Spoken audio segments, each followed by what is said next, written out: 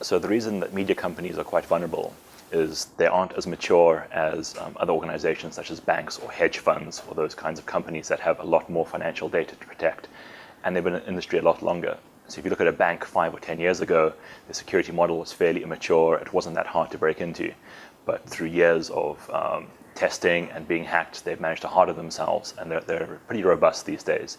But companies like media organizations are a bit lower down on that tier, and they aren't as mature or as developed, and they don't understand the risks, and they haven't been through the same processes that those financial organizations have been through. So there's 3 main ways that we would, as hackers, try and compromise a media organization, or any company for that matter. And the one example is through the web, or a web application that the company has.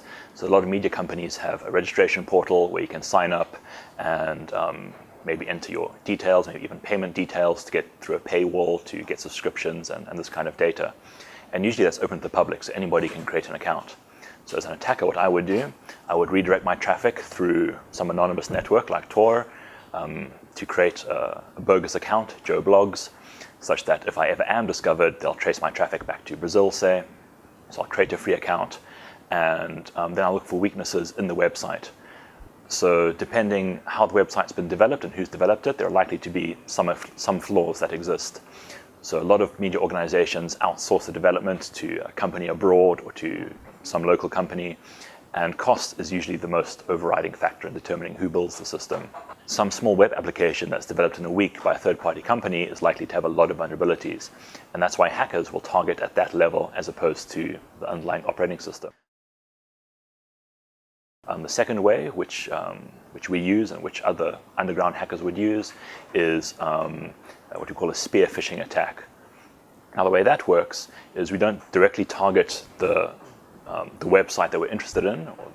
We rather go for individuals, because as an IT administrator, you can lock down your server, make sure everything's very well developed and secure, but your receptionist and her laptop, it's much harder to secure that environment, both her as a human to understand the risks and her actual machine. So what attackers do is they find out a few key members of staff who are likely to be not very technically savvy, receptionist, the salesperson, those kinds of people, find out who they are from the company website or from the Facebook group that the employees belong to, and send them a targeted email that entices them to perform some action. It's commonly known as social engineering combined with a client-side attack. So for example, I could figure out who the head of finance is and forge an email that appears to come from him, send it to the receptionist, make it look like she's accidentally been carbon copied in, and have an attachment that's an Excel spreadsheet. And inside the Excel spreadsheet, I can put malicious code that will take over her computer and allow me to control it. A third common way is to actually physically go to the company. And the most common attack there is to attack the wireless network. So I go in with my kit, I put on a suit, I go and I wait in the reception, and I look like I'm working because I'm in a suit, but actually I'm attacking either the company's wireless network, so trying to break the password to get access to actual wireless network, or I'm attacking employees' mobile phones and laptops.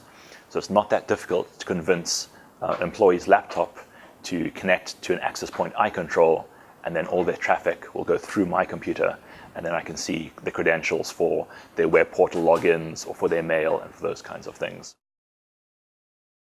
So we do work for various kinds of companies, from banks to governments to media organizations, right across the scale. We've done a fair amount of assessments for media type companies, and we've assessed their portals where clients can create an account and register, log in, get access to private articles or extra content.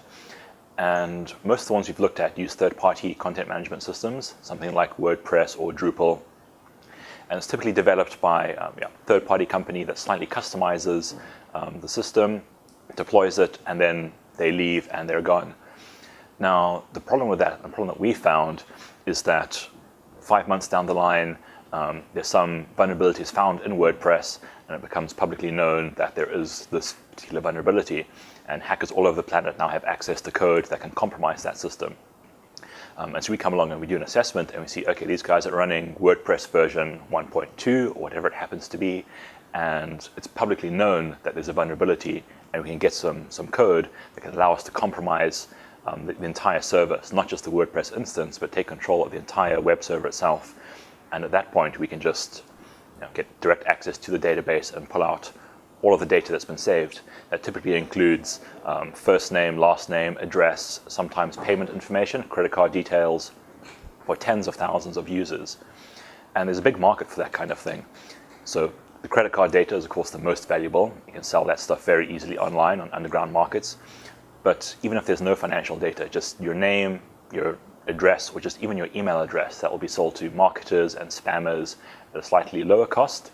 But in bulk like that, if you have 10,000 records, you can offload that for a decent price. So there are various steps that a media company can take to protect themselves against these types of attacks. The big overarching problem is that organizations like banks, they have very good security teams because they've been through hacks and attacks over many years, and they're very mature in their security models. Media organizations are a bit newer to the game, and they're trying to catch up.